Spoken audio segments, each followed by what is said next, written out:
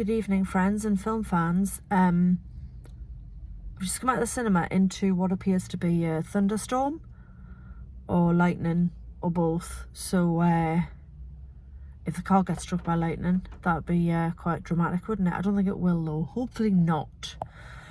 So what have I been to see on this rainy Sunday? If you want to go as far away from Black Adam that I saw on Friday, the furthest end of the spectrum away from that is this. So today's film was The Banshees of Inisherin. And it is a black comedy drama from writer-director Martin McDonagh, who is reuniting with his In Bruges leading men, Brendan Gleeson and Colin Farrell. In Bruges is about... No, I read somewhere how old it is. It's like 14 years ago, something like that. It's knocking on a bit now. And that was a huge cult hit. And he's brought the two men back together for this new film. When I describe it, you're going to say either that sounds really boring or that doesn't sound like it could be stretched over nearly 2 hours. But quite simply, it is set in 1923 on the island of Inisherin, which is a tiny island off the coast of Ireland. It's rural and small and not a huge amount goes on there. And you've got Porrig, played by Colin Farrell, and you've got Colin, played by Brendan Gleeson, and they are friends.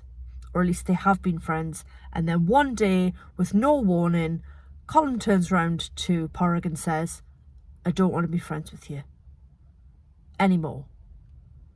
Doesn't really give an explanation. When pushed, it comes out that he thinks Porrig is dull. Friendship's over. Bish bash bosh. And that is sort of the catalyst for the rest of the film.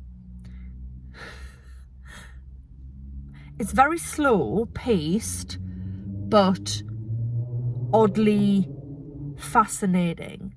I'm going to be honest, this isn't everybody's cup of tea.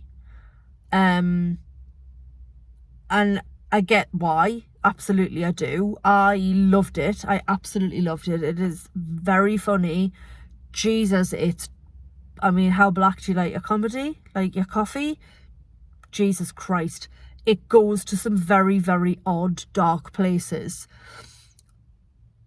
But when it's funny, it's exceptionally funny. And some of its comedy comes from nothing more than the joy of the Irish and their humour and their wit and their language and their interactions with each other, which is something I've always loved, growing up watching things like The Commitments, reading books like the Barrytown trilogy.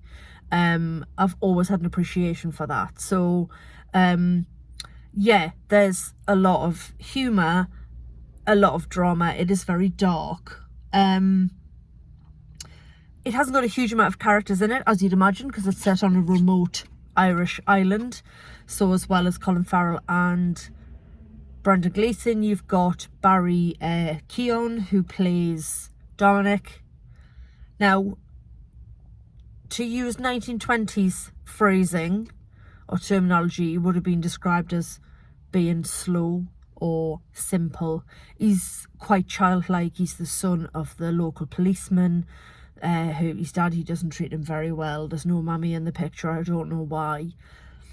And he's sort of an adorable buffoon. There is a slight darkness to him, and obviously he hasn't been treated very well by his dad. Barry Keoghan's performance is outstanding, and I don't think I've ever seen him turn in a bad one. He's been in quite a bit now. He pops up in all sorts of things. He was in Dunkirk a while back. He was in Eternals, which was awful, but I seem to remember him being quite good in it. Yeah, he's superb. He's absolutely superb. I find him really interesting. So he was great. I forgot to look up the actress who plays Siobhan, who is Porrig's sister. They live in their little cottage together. Again, they've got no mum and dad. So it's just brother and sister sort of. And she looks after him. She's very bright. He's clearly not. Colm's trying to write a piece of music on the fiddle because he wants to leave some sort of legacy. So it's about the mundanity of life. It's about the importance of friendships and relationships. I'd say there's a fair bit going on about, I know we're talking 1923 in very rural Ireland, but it's looking at like men's mental health, the importance of those friendships because they didn't really have anything else in their lives, and the damage it does to a man like Porrig when his closest friend just decides out of nowhere, well, I don't want to be friends with you anymore. And when he's complaining to Dominic, you know, Porrig says, oh, you just want to be friends with me anymore. And Dominic actually says, is he 12? Like, you know, this is really childish. It is really childish. There's more to it than that, which develops over time. Like, you find out more about Colm's reasons for not wanting them to be friends anymore. But then the whole thing escalates into something quite dark and twisted. I don't feel, well, it's not that I don't feel like I'm selling it. You'll either really like this or you won't. If you liked In Bruges, I think you will. If you like these two lead actors, I think you'll enjoy it. Brendan Gleeson's got such a fantastic face, and it's only getting better as he gets older. He's got this really wonderful face. Colin Farrell has been around for a hell of a long time now. I don't actually know how old he is. Very late 40s. I mean, he's older than me, but I couldn't say. And I feel like when he first emerged, he was a bit, you know, he was very pretty and he played some quite silly roles and he was a bit of a figure of fun, and I never really took him seriously. And I think he was a bit of a ladies' man to start with, a bit of a player. And then over time, he's sort of really grown into himself. Do you know what I mean? He's very good in Bruges. In The Batman earlier this year, he was completely unrecognisable, but it wasn't so much Penguin and the prosthetics, it was the performance, you know, the everything he was putting into it, the physicality of it, under a lot of prosthetics, given this great performance, whereas obviously beginning of the year was also House of Gucci with Jared Leto, who was also under a lot of prosthetics, giving an awful performance. A few years ago, 2019, Guy Ritchie's The Gentleman, which is okay, but Colin Farrell basically plays a tracksuit wearing pikey superbly. Like, he's really funny. So over time, he's really grown on me as an actor, and I really feel for him in this. He's not the brightest guy, but he's a good bloke, like, or he is to begin with. You know, he's got a good heart, and he just wants his mate back, and it's causing him real anguish, the end of this friendship. But it's 1923, so men haven't got the language to explain how they're feeling, and then you see the damage that does, you know, when they haven't got an outlet for this frustration, and when they haven't got the words, the language for how they're feeling, it you know, does a damage to them. It was very funny. It was very dark. I loved it. It's one I would recommend to me dad, were he still here. I will definitely nudge me sister to watch it, and my friend Siobhan, who lives in Naas, near Dublin.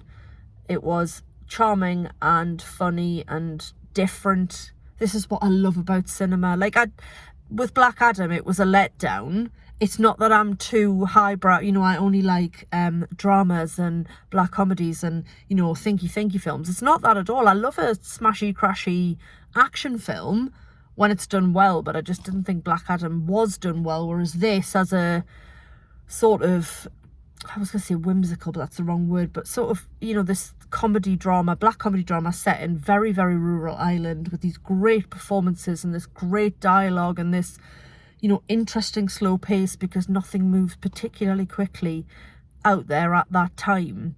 I just loved it. It was a great experience. I'm so glad I got to watch it. I'm so glad I've got my Limitless back, and I look forward to the next visit. Until then, Katie out.